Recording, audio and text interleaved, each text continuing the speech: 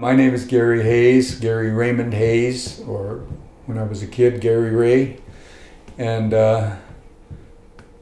my stage name, flamenco stage name, Gerardo Alcala, that I got from Jose Molina, from when I had to work with Jose Molina Company. He met me in Sevilla when I was playing for Manolo Marin classes, and he asked me to come back to tour with him in the US. He was probably the most famous Spanish dancer in the US at that time. And so when I came back, he said, but you have to think of a stage name because I don't want any non-Spanish names on the programs. So I came up with Gerardo Alcala. I didn't have any problem with it. I mean, I would have probably never done it myself, you know, without that prompting or having to do it for the gig. I would have probably never done it, but it's okay. And then, you know, it kind of stuck after that. I was kind of stuck with it. Anyway, so my real name is Gary Raymond Hayes, Gary Ray. I was born in New Orleans, Louisiana, and spent my first 5 years there. And my dad was in the Navy. He started out as just an enlisted man, 17 years old or 18 years old, enlisted at the very bottom, and eventually worked his way up to be an officer, which is very rare. People don't usually go that far when they start at the bottom and don't have a university degree or anything. But both my parents came from the poorest kind of people that there were in the United States. My dad from Arkansas, Ozarks, very poor people, what you would call hillbillies, I guess. And my mom from Irish, Boston Irish, also very poor. In fact, she was taken away from her family because they were so poor at one point by social services and put in with another family. And my dad's parents were sharecroppers at one point, which is about as poor as you can get. It's like a hole you never get out of, but they did get out of it eventually a little bit, but they were always poor. And yeah, sharecroppers, white and black, had a pretty rough deal. And the black sharecroppers and the white sharecroppers lived exactly the same way. It means that you work for a landowner and you get to keep a certain part of the what you produce, but most of it goes to the landowner. But then during that whole year, you're always needing money, and you're needing to borrow money from the landowner.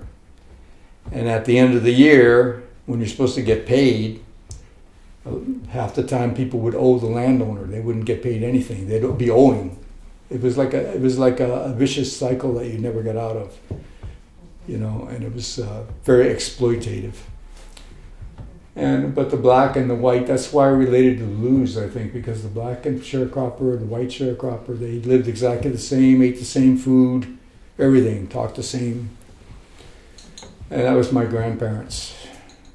And I spent a lot of time on the grandparents' farm when I was growing up, which was no water, no running water, just a well, no electricity, just people living like they did hundreds of years ago. And I'm glad I actually experienced that as a kid, because I think I learned a lot from it. It really shaped the way I see things. And I've always felt that I was born in the wrong time anyway. I always felt out of place in the modern world. I don't relate to the modern world much.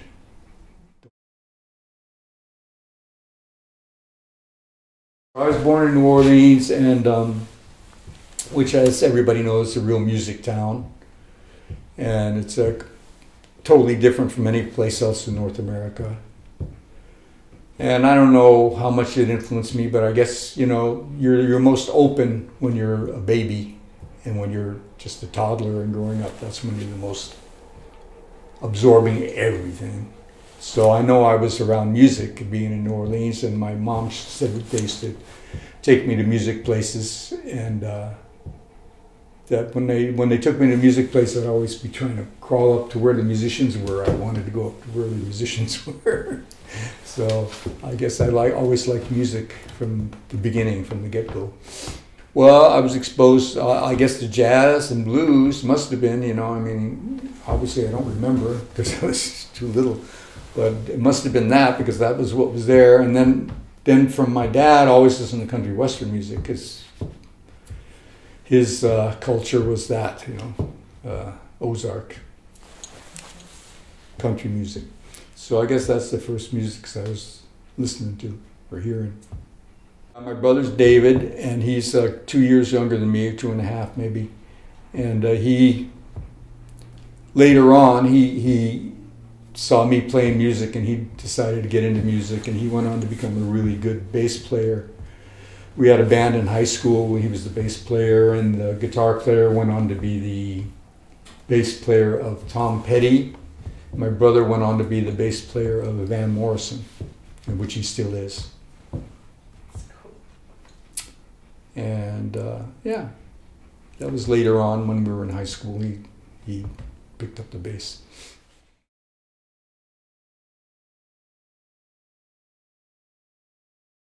So my mom is, you know, genetically or whatever you want to call it, her ancestry is 100% Irish, all Irish.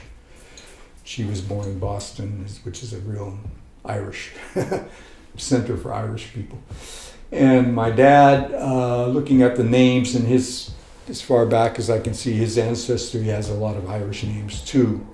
So I figure I'm probably 3/4 Irish or something like that, and some other things mixed in there, probably English, Scottish, Scots-Irish. And my dad's grandmother was Indian, Native American. And as far as we can tell, it was Cherokee. They were all living about an hour's drive from where the Cherokee Nation is, the headquarters of the Cherokee Nation. And so yeah, so the Irish, I feel a lot of my Irish ancestry. I mean, I think there's a lot of probably ancestral trauma wrapped up there because the Irish, you know, they were treated very badly by the British back in the day, starved out, and, you know, the famine, a lot of people had to come to America just to keep from starving to death because they had the potato famine there. So yeah, I was raised as what we used to call us Navy brats. We were military kids of military people. My dad was a Navy enlisted man and then later became an officer. They call that a Mustang in the Navy. The guy that starts at the bottom and works his way up to an officer position. Anyways, so yeah, we had to move every 2.5 years, which was an advantage in one way because, you know, you really got to see a lot of places. I got to live in Italy for 2.5 years, and Japan for 2 years, and then different places, mostly in the South in the United States, but also up in Massachusetts near where my mother was from. We got stationed a couple times. And so it was good to broaden your vision of things. And also I think it kind of teaches you early on about impermanence, that nothing lasts. And that, I think that's maybe why later I was attracted to Buddhism, because Buddhism stresses being aware of impermanence. So you knew that your friends that you had, eventually you were going to, after a while you realize, okay, you're going to be leaving these people and you probably never see them again. And then when you go to a new place, you're not going to be treated well because you're different. Maybe you have a southern accent and you move to Massachusetts and you've got a southern accent. So people make fun of you on the schoolyard and the school. So I learned when I went to a new place that if I was going to not be bullied and make new friends, that the first thing I had to do was just, the first guy that bullied me, I had to pummel them, basically. And I was very fierce, even though I was not big. I was quite fierce because I learned I had to be. And that kind of stuck with me too, you know. But it makes you strong in a way, you know. But in a way, it's painful too. You know, you can't underestimate that. It's not fun to be made fun of or this kind of thing. Well, it's interesting that we went to Japan because I guess I was about 16 or 17 when we went there. And my dad came home one day and said, "We're going to Japan." And I said, "Oh, wow, that's great," because I had already gotten interested. I'd already started reading books about Zen Buddhism. And I was totally into it. I was really interested. I said, "Okay, when I go there, I can learn more about this." So that's what I did. When I was there, I learned, I went to a Zen temple, and they showed me how to do Zazen. We call Zazen Zen meditation. And it's a very disciplined thing too. So I had a lot of discipline from being raised in the military. That carries over. I mean, the military discipline, well, even if the parents try not to take it back home when they leave the job, it's always there, right? So you get a lot of discipline from that. And then when I had Zen training, it increased my discipline, and I think that helped me later with guitar. When I got back to the States after Japan, I found a Zen center in San Francisco. The teacher was Suzuki Roshi, his book became very famous. They made a book of his lectures called Zen Mind, Beginner's Mind. A lot of people, that's the first Zen book they read. But yeah, I was there, and I was going every morning and every evening to this Zen center in Japantown, San Francisco. Every morning, I think it was 5:30 in the morning, we'd sit for 40 minutes. And then in the evening, also around 5:30, 6 o'clock, we used to sit again for 40 minutes, or sometimes 2 40-minute periods. And then after doing that for some time, I went to the monastery, which was in the mountains. And I was there for 7 months, and that was really total immersion Zen monk lifestyle, although I never formally ordained as a monk or anything. But we pretty much lived that way. Very disciplined.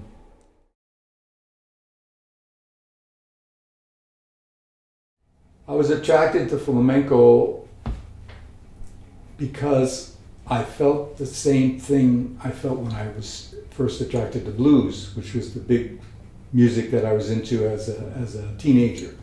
From the time I was about 11 or 12 years old, I was really into blues. And singing blues, playing blues. I had my band with my brother that we did mostly blues stuff. And then I kind of got out of music for a while when I was in the monastery and stuff like that. I was kind of out of music. I wasn't playing anything.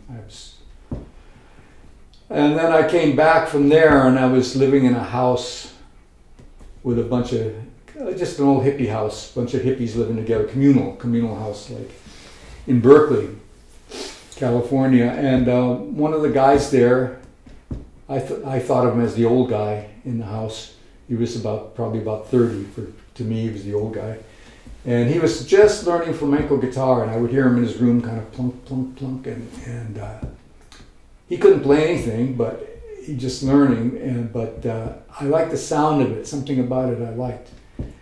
But not enough to really get interested and start asking him questions about flamenco or anything. But then one day he brought home the 3-record set, the Hispavox anthology that was made in 1953 with all the great singers from that era.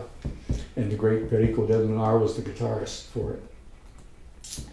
And he put that in the living room, our kind of communal living room. He put it on the record player in there. And as soon as I heard the singing, I was like, what is that? What is that? You know, and that's just like way more than the guitar had got to me. And I guess it was just that feeling, that same thing I got from blues, you know, that kind of fight and that kind of struggle and that kind of resilience against sadness or against depression, against hard times. That's in me for whatever reason. For my childhood, for my DNA, for my ancestors, I don't know what, it's in there. And I related to that. I related to the singing immediately, and then I immediately started just asking this guy questions. How can I find out more about flamenco? This, blah, blah, blah. So, long story short, he was taking lessons from David Jones, David Serva, really great American guitarist who spent most of his adult life in Spain, and passed away recently, actually, not too long ago. But so I went to a pawn shop and I got a $90 Mexican guitar, flamenco guitar, which actually turned out to be a pretty good guitar, even if it was $90. And I went over to meet David Jones, and I got a couple of lessons from him before he took off and went back to Spain again. Just 2 lessons, Soleil lessons. And then he was gone, so I didn't have anywhere to learn, anyone to learn from. Until one day I was walking on the campus, the Berkeley campus, and I heard a flamenco guitar in the distance. So I went over there, and this guy was sitting there playing with his guitar case open to get money, busking. And he played really good. This guy was called Kyle Ickes, and he had been a student in Moron of Diego del Gastor's. So he played that style and a lot of sabicas also. Really good, you know. He had just gotten out of the Marines not that long before. He was, you know, like real strong guy, had a kind of Prince Valiant haircut. He was like a weightlifter and all this stuff, but he was kind of almost kind of strange for a flamenco guitar player. But anyway, he was playing really good. So after he finished playing, I went up and said, "Hey, you know, I want to learn guitar, you know, flamenco." And he says, "No," I don't want to teach anybody. He said, "People, they're not serious." He said, I tried before teaching people, you know, go away. Well, okay, you know. He was kind of like that. He was kind of a prickly character. But anyway, so I couldn't get lessons from him. I said, "Okay, I can't get any lessons, but I'll come here," because I knew he was there busking all the time. So I used to go all the time, every day. I'd go down there and watch him play, you know. And I said, maybe I can learn something just watching. And after a while, I kept going and kept going. One day, he said to me, "Hey, you know, if you're still interested, if you really want to take lessons, I'll teach you." You could see I was really into it. So anyway, I started taking lessons from him, and then after about 6 months, he said, "Well, I knew enough," because that's all I did. I didn't do anything else. I wasn't paying rent. I was getting food stamps, and I was sleeping in a friend's van that didn't even run. It was just parked in front of his house, and I would sleep there at night. I would go to the park daytimes and play all day long in the park, and you know, just had food stamps for food, and all I did was guitar. So after about 6 months, I got good enough that my teacher said, "Why don't we start playing together on the street?" So we started playing together on the street, and I could learn more that way and get some money also. And then he started bringing his girlfriend, and we'd go up to the campus. We'd lug a board up to the campus at noontime when the students all got out, and we'd set the board down and we'd start playing, and she'd start dancing flamenco. And we had the guitar case out, and people would throw money in. We got a lot of money, so we would play it. And then I got to learn how to play for dancing. And then later on, my friend Roberto Zamora used to come, who became a really good singer and dancer, and one of my closest flamenco friends. He started coming with us, and we had a male dancer, female dancer, and yeah, so that was kind of how I started in California.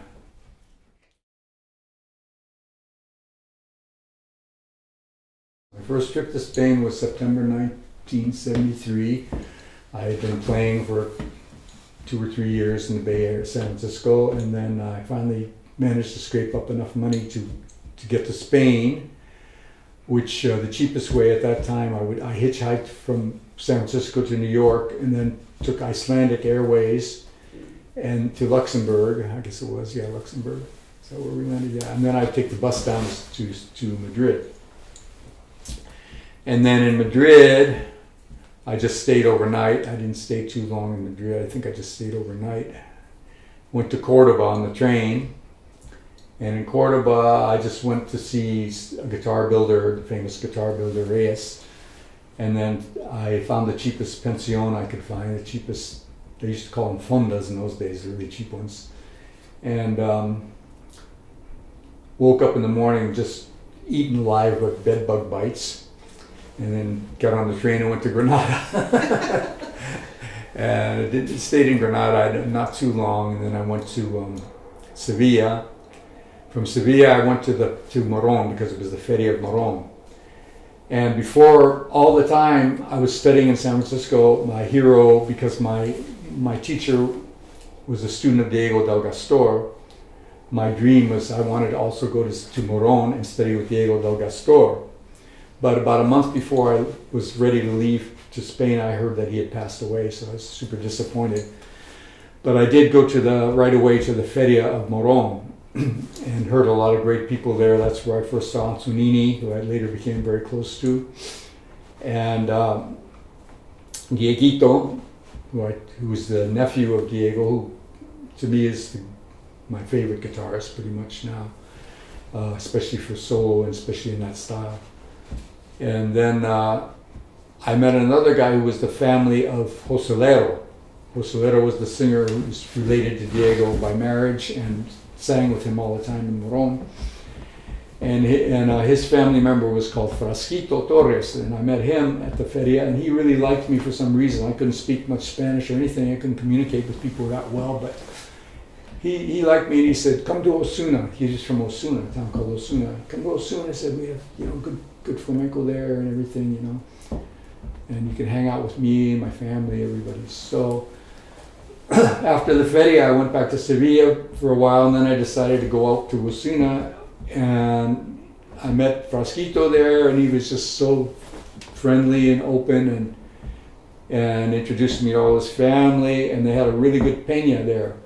So I'd go to the peña every night, and there were a lot of singers in town that could sing pretty good, and Frasquito was a very good singer. And these are all Gitano, gypsy people, and so there was no guitarist. There was one guitarist in town, but he hardly ever came. He was an older guy, and he didn't come around very often. And so I would always have my guitar, and I would be able to. They always wanted to sing to guitar, so I could play the guitar for them, and I couldn't play well for singing at all, really. But I had very little experience at that point. But that gave me the experience because it was cool for them to sing with guitar, and they didn't care if I made mistakes. So gradually I learned by just doing it. I got a chance to accompany different singers, different palos, and just doing it, trial and error. Because otherwise, for people now, it's impossible almost to learn to accompany singing well, because, especially foreigners, because it's a catch-22 situation. The only way you learn to accompany singing well is by doing it with good singers. Because if you're accompanying bad singers, it doesn't really help too much. If you're accompanying good singers, that's how you learn. But then a good singer doesn't want you to accompany them unless you already know. So it's almost impossible for people to learn that now. And I was just lucky with this connection in Osuna that I was able to start accompanying singers and learning by trial and error, good singers. And then later, when I was in Sevilla, living mostly in Sevilla and going to the Carboneria all the time, I would have my guitar and I got to accompany singers, and I could do it. And that's how I got in with the Agujetas family. And with Luis, first of all, and then through Luis, through all of his brothers, and I eventually got to play for all of them, perform with all of them. Whenever they got a peña or any kind of performance, they would always call me to play for them, because I was so used to their style by then. And I accompanied even Manuel, who to me was the greatest singer in history of flamenco, for me anyway. Manuel Agujetas, I got to accompany him. He used to call me. He used to come to my house, wake me up early in the morning in Sevilla. He used to come and take me around town, paseos, and he was wanting to go back to the States then, because he'd been in the States for a while. And he was wanting to go back, and he wanted me to go back with him and play for him and tour around the States, which I never did. But he used to come around all the time then, and then I got to meet all of the brothers, and then later his daughter Dolores I played for a lot. Played for her in touring around South Spain and North Spain and south of France, and playing for her a lot. So the Agujetas was my main connection. I was with them day in and day out for years and years and years. I was mostly with those people all the time. I was never with foreign. I was never around foreigners in Spain. I was always around gypsies. It was hard because you know, they have good reason for not trusting too much the non-gypsies, and so they were guarded at first, you know. And I could tell after a while they started to like me and they started to kind of let me in and stuff, and then certain things would happen that were like tests, and they would watch how they would, I think, deliberately set up tests and would see how I reacted to things. And some of the things were kind of dangerous, actually, and some of them were kind of fun. But anyway, eventually I was pretty much taken in, you know, and you know, even Manuel, when we would meet people on the street, and he would be me and him and some of his brothers and stuff, and he'd introduce me, he'd say, you know, Luis Agujeta, Diego Agujeta, Americano Agujeta. He used to say that. And then Dolores, when I was with Dolores and the other people in the family, and people would ask me if I was gypsy or not, because I was always with them. And I'd always say, no, I'm not, you know. And Dolores would say, she'd say, yes, you're gypsy.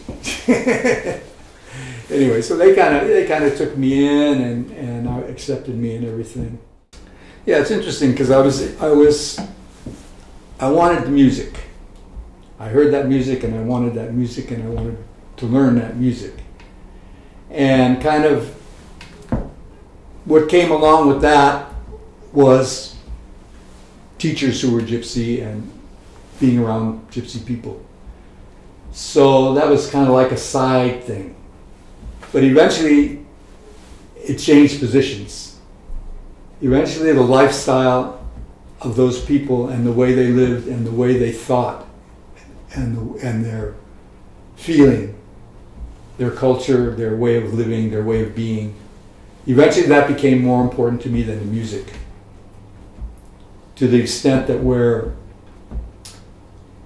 a lot of guys would go to Spain to learn guitar and they would, or dance or other things, and they would stay in their room practicing 8 hours, 12 hours a day, really good, discipline, fine, technique, learn a lot, go to their class or their school. You know, later they had those schools like Christina Hedin and stuff that were just like, I used to call them flamenco dude ranches, but anyway, like a university almost. And to me, very anti-flamenco, but anyway, they had good teachers though. And people were disciplined, they would go and then they go home and study. And that was their Spain experience. For me, it was not like that. For me, it was more important than practicing and getting great technique and stuff. It was more important for me to be living that life with those people. And that meant staying up all night, drinking a lot, smoking, although I didn't smoke for that long, and sometimes not sleeping for 2 days, 2 nights, and going to a different town, taking the huerga, taking the party or whatever you want to call it with flamenco people to another town to be with some other people. And so it wasn't that, to me, that was more important than becoming some technical whiz on the guitar. I just related to it. I related to it right away. And it's, I don't know, I think it comes from when I was a kid, moving around a lot, and that kind of rebellion that came out of that kind of, you know, I'm not going to let anybody tramp me down. And I think with the Roma culture, it's the same thing. They have this resilience and this pride, even though they've been trampled down and pushed down and prejudice against them everywhere. They maintain their way of life. I mean, now it seems to me it's kind of getting diluted or lost. But anyway, to some extent. It's not the same as it was when I was there in the 70s and 80s. The whole flamenco lifestyle has changed. When computers came in, people started using the internet, and you know, people started wanting to capture everything on camera, and people want, you know, spontaneity and the being here now with who you're with. That was the most important thing in those days, with the real flamenco. And there was no drugs when I started. The thing that ruined flamenco was the internet, smartphones, and drugs. To me, that ruined the true flamenco lifestyle. And I was lucky to live and experience the tail end of what I consider the real flamenco. In Spain, what I did was I just started going around to the dance schools. And I went to quite a few of them, but the main ones that I played for the longest time was Matilde Corral at the beginning. So I accompanied her classes, and then sometimes her husband, Rafael El Negro, would dance, who was an amazing fiesta dancer. And then later, Manolo Marin classes. I studied there for a long time, and that's where I hooked up with Jose Molina, who I toured the U.S. with, did Carnegie Hall, playing for Jose Molina later on. So yeah, Manolo Marin, and then Pepe Rios a little bit. Pepe Rios was the family of Diego del Gastor also, and he taught near the Calle Feria in Sevilla. I played for him a little bit. I played a little bit for Enrique Ocojo and some other, Luisa Albanese, and some other ones I can't remember. And then in Jerez, of course, Ana Maria Lopez, I played for her for a long, long time every day once I was living in Jerez. And that's how I learned dance. I played solo. So I was actually, I would say I was the first North American to play solo in the BNL, solo guitar in the BNL, which I didn't want to do. When they contacted me to play in the BNL, first of all, I didn't even believe it. I said, you're joking. You know? And second, and then I thought, okay, well, maybe because it's the Carboneria, a night dedicated to Carboneria, maybe I'll accompany Luis Agujeta or some singer. That's fine. But then they said, no, we want you to play solo. I said, are you kidding me? But I wasn't going to turn down. I was scared, like really scared, but I wasn't going to turn it down, you know. So I did. I said, okay, I'm going to do this, you know, even though I'm going to probably die or something from fear. There were periods with Teo Morca, when I was working with Teo Morca, dancer Teo Morca, well-known dancer, and another dancer, Jose Molina, that I was working with, and I was doing a lot of theaters with them, especially with Jose Molina. We did long tours where we were going all around the U.S., and it was all theaters. We did Carnegie Hall, and we did a lot of big theaters and stuff. He was pretty famous. He was on the Tonight Show all the time on TV, but mostly with him and Teo, we did a lot of theaters. So, but other than that, mostly my performing was playing in restaurants, either solo or with a dancer or a dancer and a singer or whatever. That's how you made a living. TABLAO is important, you know, TABLAO is a restaurant with flamenco. And in Spain, it's always been the place people learned, paid their dues, and learn the craft, kind of. Most people would go through the TABLAO, and then the ones that were really talented would end up in doing theaters, festivales, and all that kind of stuff. But for us, outside of Spain, the only thing we have, especially when the theater tours dried up, nobody does them anymore. Hasn't done for many years, for economic reasons. I suppose it just became prohibitive, the expensive traveling, expensive hotels, and so forth. Just didn't work out. You couldn't make enough money to make it worthwhile. I suppose that's the reason. But anyway, so yeah, we're all dependent on restaurants, which is pretty rough because we don't get paid very much in restaurants. But that's how I always pretty much survived. About 1976, I would say, around there, I moved from San Francisco area, Bay Area, to Bellingham, Washington, to work with Teo Morca, dancer. And then I lived in Bellingham for a while, and then I was in Seattle for a while, and then eventually Vancouver. So, and all during those years, I was going back and forth to Spain all the time. And, you know, working with people in Spain, with the Agujetas family mostly.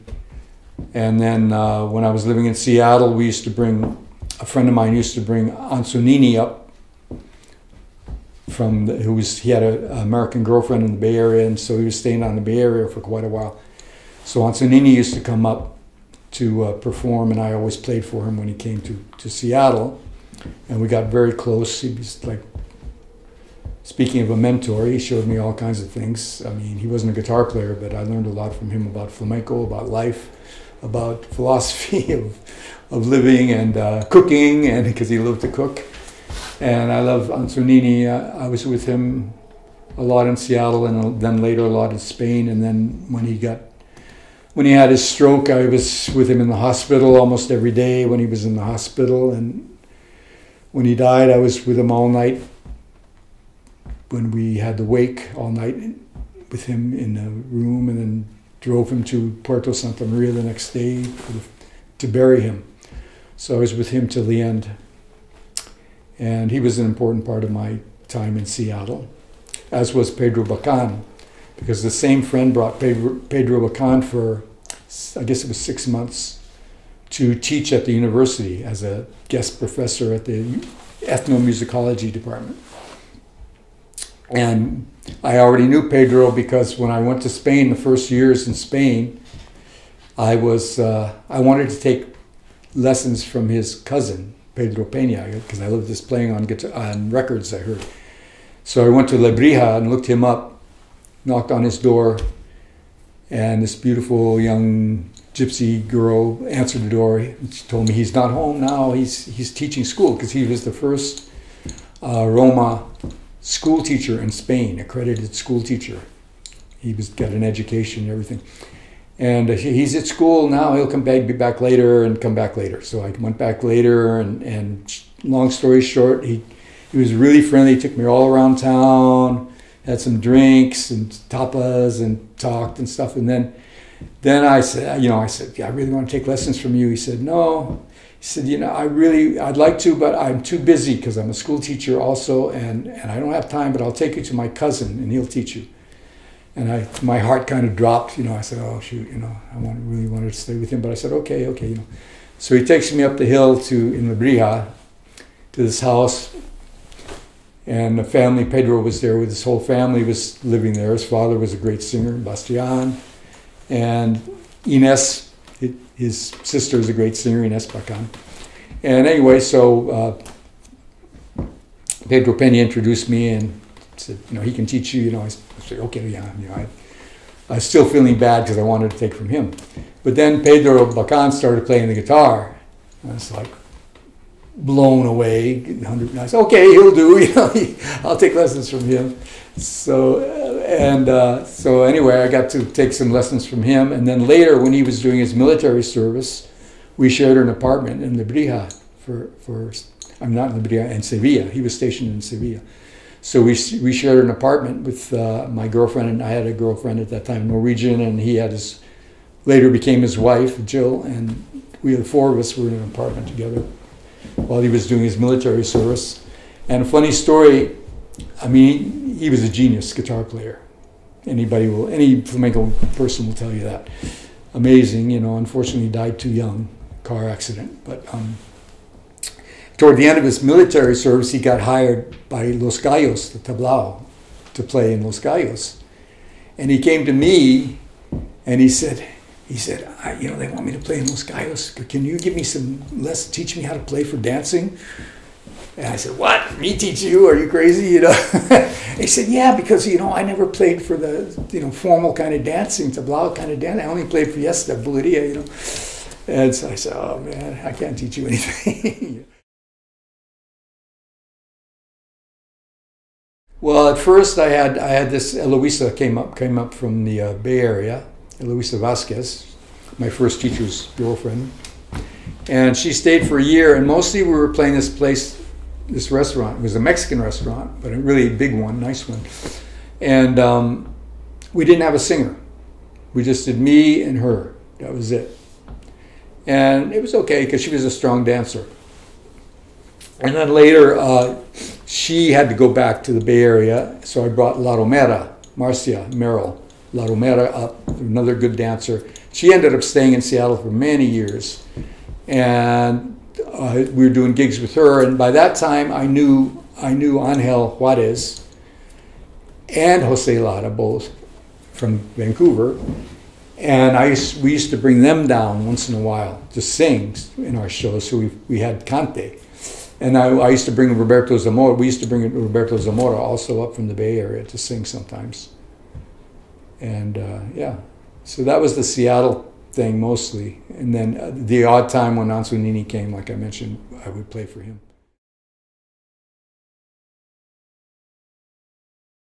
I just loved it. I didn't ask too many. I'm not that way. It was cerebral about it. I felt it, and I said, "That's for me. That is me. That's what I want to do, and I don't care what." And I knew I was going to be poor. I knew I wouldn't make money. I knew, being a foreigner, that I didn't have much chance of getting very high up the pecking order in the flamenco world. But I just had to do it, and I didn't care what the consequences were. I just went for it. And I did pay a lot of consequences. I went through a lot of hard times and lived like a dog for many years. Lived in horrible living places and eat bad food and a lot of things. Went through a lot of stuff. But I just persevered because I loved it. That's it. It expressed those things that I could only get out in flamenco, that were in me. They were bubbling up and boiling up, and they were in me, and I had to get them out somehow, and that was flamenco for me. And just once I understood it, and I understood, like I told you before, first the music was here, and then through the music I came in contact with Roma people, gypsy people, and after a while, rather than this being on top, that came on top. And it was the feeling of freedom, because they prize freedom. Roma people, they prize freedom above everything else. And so do I, and I always have my whole life. Freedom is number one for me. Without freedom, there's no life for me. I couldn't live without freedom. And just the way of living for now, living for in the moment, present, not, what's going to happen 10 years from now? Am I going to have X amount of money in 10 years? Or 20 years and this and that, or even next week, it's today, here and now, and the people you're with. That's it.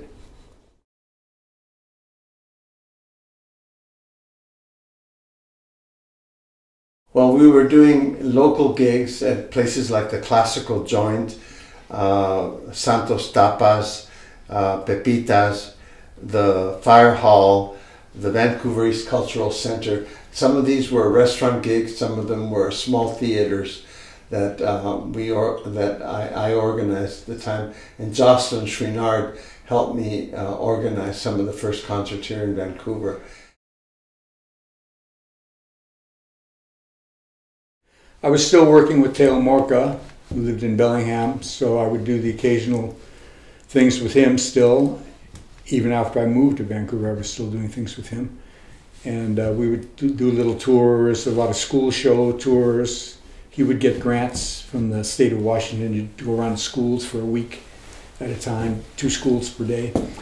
And then I would get my own little solo guitar in restaurants gigs, which was mostly what I got because I could do it by myself, and the owners wouldn't have to pay too much money, because for a restaurant owner, a lot of times to have a dancer or 2 dancers or a singer and a guitar is too much money. So, they would hire me just to play by myself, background music, for $60, $70 or whatever, a night, not much. And but you could get them easier. You could get those gigs easier than quadro or dancer gigs. We couldn't perform, a lot because we didn't have papers. But that's not uncommon for a lot of people. And at that time, it was a lot easier. There weren't all these tight restrictions that there are now.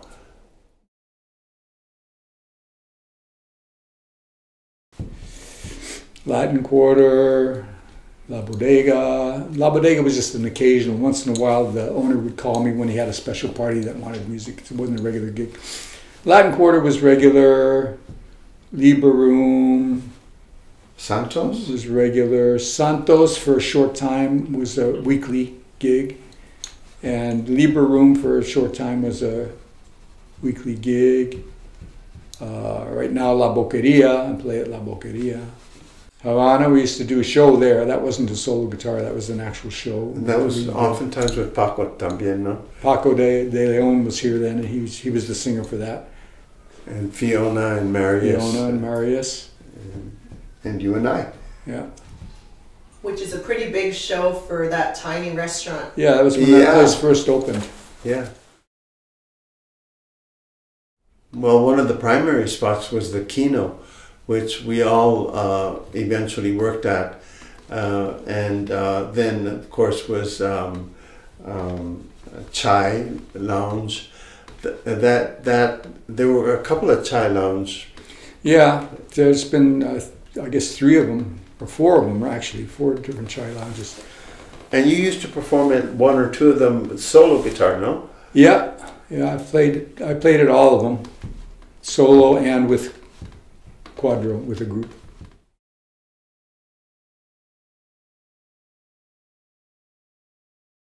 Well, there's flamenco and there's flamenco.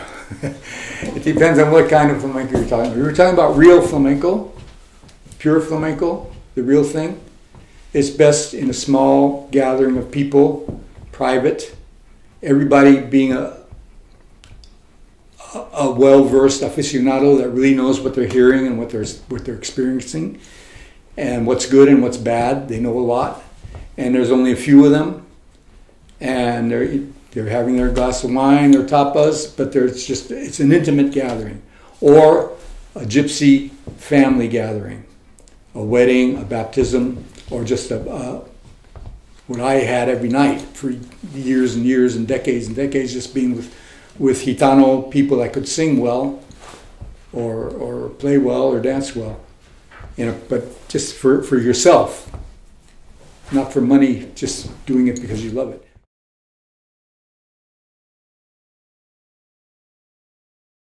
I met my second husband, Mitch, and I went to Kino with him, and I saw Jose Lara singing, and that's it. I was very, very curious and very interested in what was that kind of singing. She started coming around the Kino and watching the show, and I don't know, after a while she started talking to me, and she's saying that she wanted to sing. When are you going to let me sing? When am I going to say I want to do that? And I would say, yeah, it's you know. Someday, yeah, you can do that. You have to learn first. Yeah.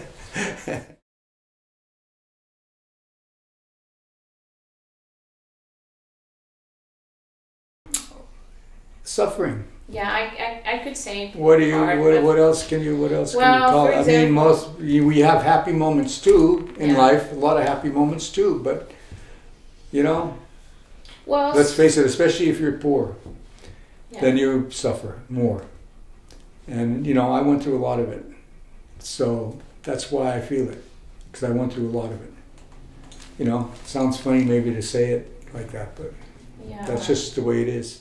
My relationship with Gary, at sometimes he said, well, because you have to suffer, and if you have everything, you can put it in words. You can express that. And I was like very traumatized by that, because I said, but Dad, you're telling me that I'm not feeling. I told him that. Are you telling me that I don't have heart, I don't feel? So he was, exactly.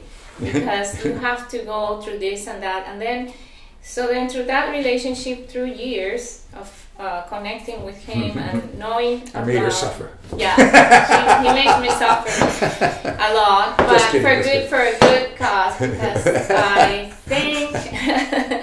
think I end up being quite well balanced about my feelings and the way I should express my singing. So I'm not following, you know, I'm just following my heart, and that's what is the right for me thing to do.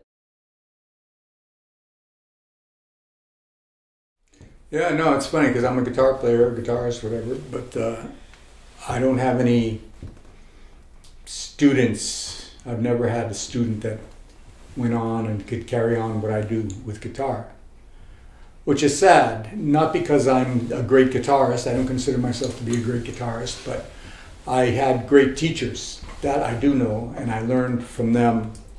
I'm a link in the chain from some very great people.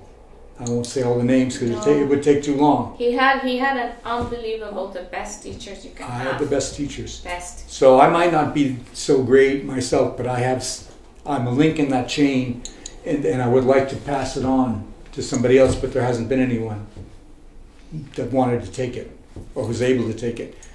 But I have her, who's not a guitar player, and so I think at least I did that. At least I started out somebody with singing that became a really good singer, and that's something. And also it was very cute because when I was going to study with Gary, he was having this mannerisms or this you know, like introduction to studying, like he will bring the wine, and he might sometimes, you know, we have some little comida here, food here, from queso, un pedazo, a little piece of tapas, pan, the bread, and that will, you know, we were like imitating something without not knowing, because we wanted to live in that kind of life because we were not in Spain. It's a ritual. And then this kind of was a ritual, little. The same thing. Oh, you say. That was the same thing. See. Have the food, have the wine. Antonini, you have to get drunk. And before a show, when I performed with Antonini is a very great fiestero. He passed away, but he was one of the best fiesteros that always sang with Diego del Gastor. And he was a master of the tabla. They call it tabla then. It's just like a table. He used to put a wooden plate on the table and do with his knuckles. He was one of the masters. Amazing. And he sang and danced. He danced in a little. He didn't move out of this space, but he was a great dancer. He didn't do it without doing anything. Minimalism. He was the great dancer. I love Gary very deeply. No, I'm serious. I'm very serious. We fight about it, but now not now, because now we have been we have been for years in the same understanding with flamenco. To me, the more cerebral flamenco gets, the less I like it, and the less flamenco it is. It goes along with the same thing. I'm not a technical guitar player. I don't have the big technique and everything. I never wanted it. I never cared about it because I didn't like that way of playing. I like the simplicities of Diego del Gastor or Perico de Lunar. To me, that they can say more with one note than these modern guys say with 100,000 notes, and their speed and their technique, because it's cold. To me, the feeling, and you can play simple. If you're not playing simple, you're playing so technical, high level. That's what you're thinking. Can I make it? Am I going to make it? Can I execute this? What comes next? And there's no room for feeling. There's no room for feeling anything.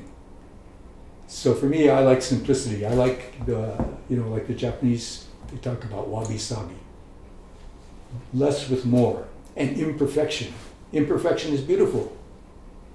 Perfection, too much clean, too much, no. Let it be a little bit dirty.